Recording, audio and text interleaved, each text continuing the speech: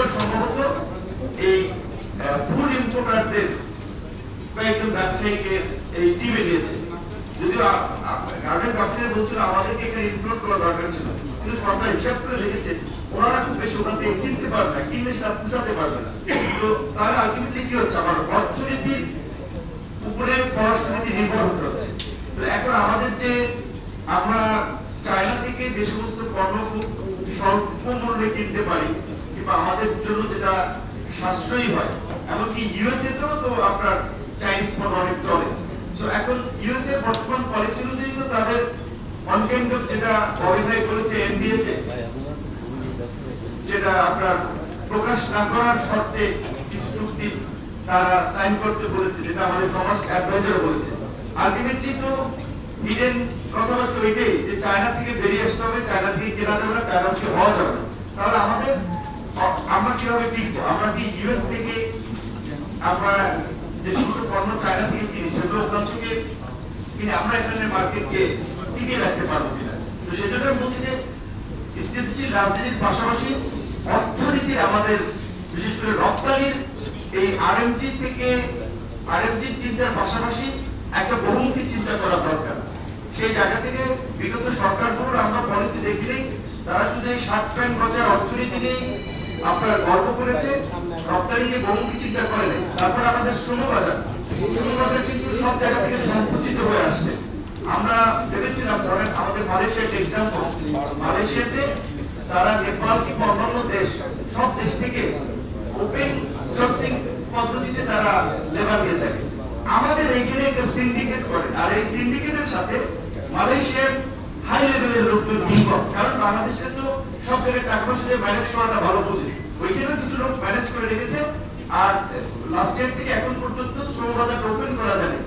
আমরা বাহরাইনে আমাদের যে মিডল ইস্ট সবচেয়ে শ্রমবাজার, বাহরাইনে আমাদের জন্য বন্ধ, দুবাই বন্ধ, অনেক দেশ বন্ধ হয়ে যাচ্ছে। তো আমরা ভেবেছিলাম আমাদের চিফ অ্যাডভাইজার স্যারের যে স্ট্যাচার, তার যে অবস্থান, সম্মান, মর্যাদা, সেটাকে কাজে লাগিয়ে বোধহয় আমরা শ্রমবাজার একটা ভালো করতে পারবো। আসিফ নজরুল স্যারকে বেশ কয়েকবার বলেছিলাম ইউনুস স্যারকে এই সমস্ত দেশগুলো সাপোর্ট করেন, আপনি নিয়ে যান, কিন্তু শ্রমবাজারের জন্য তো একটা দেশেও স্যারকে সফরে যেতে দেখিনি। তাহলে এই সরকারকে ঘিরে আমাদের যে প্রত্যাশা ছিল সেটা কিন্তু খুব বেশি আসলে ওইভাবে আমরা সাফল্যের দিকে যেতে পারিনি। সেই দিক থেকে যারা পরবর্তী নির্বাচিত সরকার আসবে তাদেরকে এখানে গুরুত্ব দিতে হবে। এবং আইপিএস এর কথা তো এখানে এসেছে, ওয়ারের কথা এসেছে।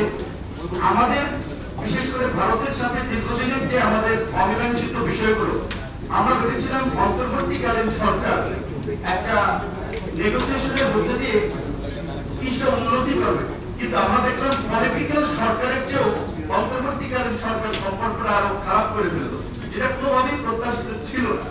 যার ফলে এখন আমার মনে হচ্ছে যে বাংলাদেশের সাথে যেটা কম্বোডিয়া এবং আপনার থাইল্যান্ডের মধ্যে যে সংঘাত, আমার কেন জানি মনে হচ্ছে ছোটখাটো একটা সংঘাত হলেও বাংলাদেশ এবং ভারতের সীমান্তে ঘটবে।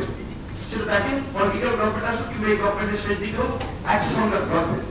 তাহলে আমাদের প্রতিবেশী যতই খারাপ হোক, প্রতিবেশী তো আমরা বদলাতে পারবো না।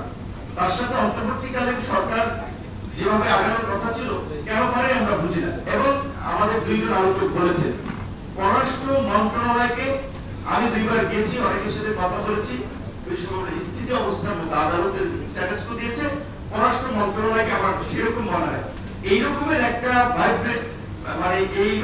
ভাইব্রেন্ট সময়ে কিংবা উপদেষ্টাদের তো অনেকের অভিজ্ঞতা আছে, অন্য সাইড বাদ দিলাম, আমাদের ফরেন পলিসি নিয়ে কাজ করার মতো অনেক লোক গভর্নমেন্ট আছে, কিন্তু খুব বেশি উত্তরণ আমরা দেখিনি। সেই জায়গা থেকে আমি বলছি এই জন্য ওনারাও ক্রিটিক্যাল করে যাচ্ছেন, সামনে যারা আসবে তাদের জন্য ক্রিটিক্যাল হতে যাচ্ছে। সেই জায়গা থেকে অবশ্যই তো একটা ভারসাম্যপূর্ণ সম্পর্ক, এবং আলটিমেটলি যতক্ষণ পর্যন্ত অর্থনীতির আপনি বিকেন্দ্রীকরণ না করতে পারেন কিচ্ছু করার নেই, ততক্ষণ আপনি ইউরোপ আমেরিকা কেন্দ্রিক আপনার ফরেন পলিসিকে সাজাতে হচ্ছে। পাশাপাশি আমাদের প্রতিবেশীদের সাথে যতটুকু আন্ডারস্ট্যান্ডিং করে নেওয়া যায়, এবং চীন থেকে আমরা চাইলে বের হয়ে যেতে পারবো না, সেটা কিভাবে ডিল করবেন সেটা যারা এক্সপার্ট আছে তাদের আরো ওপিনিয়ন নিয়ে যারা সরকারে আসবেন তারা ভাববেন। আমি তো সেটুকু বলে শেষ করতে চাই। Thank you.